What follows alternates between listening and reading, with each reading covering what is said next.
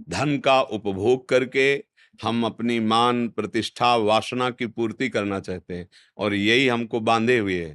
तो हमारा पिता परमानंद प्रदान करना चाहता है, इसलिए वो कहता है इस वासना, इस ममता और आसक्ति और भोगों में सुख है, इस भावना का तुम्हारे को हटाना है। कैसे हटाओगे? तुम हटा नहीं पा रहे, हम हटाना शुरू करते हैं। जहां जहां तुम्हारी आसक्ति होगी मैं मिटा दूंगा। जहां जहां तुम जो चाह करोगे उसको पूर्ण ना करके तुम्हें वो मार्ग दिखाऊंगा जिसमें परमानंद की प्राप्ति होगी। भगवान के इस भाव को न जानने के कारण संसारी आदमी कोसता है। वो मायापति है, उनके लिए धन संपत्ति दे देना कोई बड़ी बात है? एक आदमी 10-20 उसके भैंस गाय सब थी, खूब खान पान, चारपाई डाले आराम से बैठा था, नौकर चाकर दूध दूह रहे थे सब। भगवान शंकर और पार्वती जी ने दृष्टांत से समझाया गया है कि कहा कि चलो हम तुम्हें भक्त के दर्शन कराते हैं। पार्वती जी से कहा, तो उसके दरवाजे गए और कहा भैया 100 ग्राम दूध मिलेगा? साधु वेश में, हमारे ठाकुर शालिग्राम जी, उनका अभिषेक करना है। "ए, चल दिए सुबह से मांगने के लिए, दबका के भगा दिया। महादेव जी दूर हटे और कहा भगवान जितनी इसके पास संपत्ति है इससे 100 गुना इसको और दे दो। पार्वती जी को थोड़ा सा लगा कि सब अवघड़नाथ कहते इनको है भी अवघड़नाथ। उसने 100 ग्राम दूध नहीं दिया और इन्होंने वरदान दे दिया कि जितनी संपत्ति है उससे 100 गुना और बढ़ा दो, पर कुछ नहीं बोले। गए तो एक नगर के किनारे गंगा जी के तट पर फूस की झोपड़ी में एक भगत रहते थे, उनकी माँ थी उसी में, और एक गाय थी जो 100-200 ग्राम ही दूध देती होगी। देखा संत वेश में उमा पार्वती जी को, आओ आओ, मैं साष्टांग दंडवत की, चरण पखारे। उनका भगवान मुझ गरीब के पास तो गाय का दूध केवल है। भगवान शिव ने कहा ला, पिया। कुटिया से बाहर निकले, शाम जा रहे हैं। उनका भगवान कृपा करके आते रहना।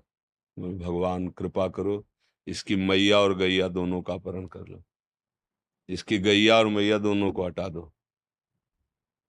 पार्वती जी जब आगे गई तो बोली देखो हम वहां तक तो बर्दाश्त हो गया, जिसने सादर तुम्हें प्रणाम किया, बातचीत करने के लिए मैया थी, जीवन यापन के लिए गैया थी, उसने तुम्हें दूध पिला, तुम कहो उसको भी मार दिया।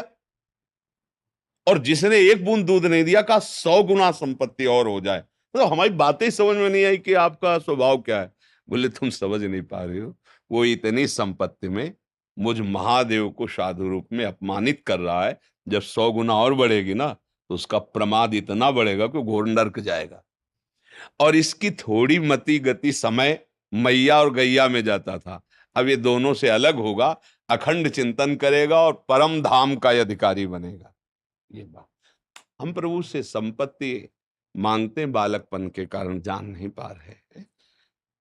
जैसे ही वो हमें परिस्थिति दी है बिल्कुल हमारे योग्य है, मान लो मेरी बात, जैसी परिस्थिति दी है हमारे योग्य है। हमको क्या करना चाहिए? परिस्थिति का सदुपयोग करके भागवती की स्थिति प्राप्त करनी चाहिए। हम परिस्थिति सुधारने में पूरा जीवन लगा दें फिर भी नहीं सुधरेगी। आज तक किसी को तृप्ति नहीं हुई। आप बताओ कितना धन मिल जाए जिससे आप तृप्त हो जाएंगे? किसी से भी पूछा जाए। समझ रहे हो? आप अगर अंक में रखोगे भगवान दे देंगे, और अगर फिर आपसे यही हम प्रश्न करेंगे ना तो उससे कई गुना बड़ा अंक की अभाव की अनुभूति आपके दिमाग में होगी, वो भी अंक पूरा हो जाए।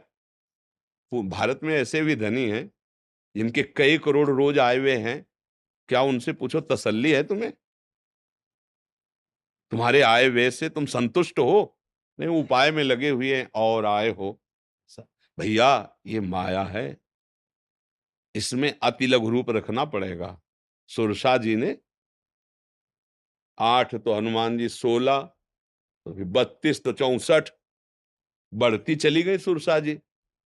जब सत जोजन ते ही आनंद कीन्हा, तो चतुरता इसी में अति लघु रूप पवन सुत लीन्हा। अंदर प्रेस बोले हो गया बता, अब मैं आशीर्वाद दो अपने काम के लिए जाए। यहां से निकल सकते हो तो त्रणादपि सुनी चेन, तरोरियु सह सुनना, अमानिना मान देन, कीर्तनी या सदारी। निकल जाओगे, बड़े बनना चाहोगे, ऐसी चुंगी लगेगी, ऐसी जांच होगी कि फेल हो जाओगे, यहीं फंस जाओगे। हमारी बात मान लो, बड़े के हो जाओ, आनंदित रहोगे। जितना हमें चाहिए हमारे प्रभु ने दिया है।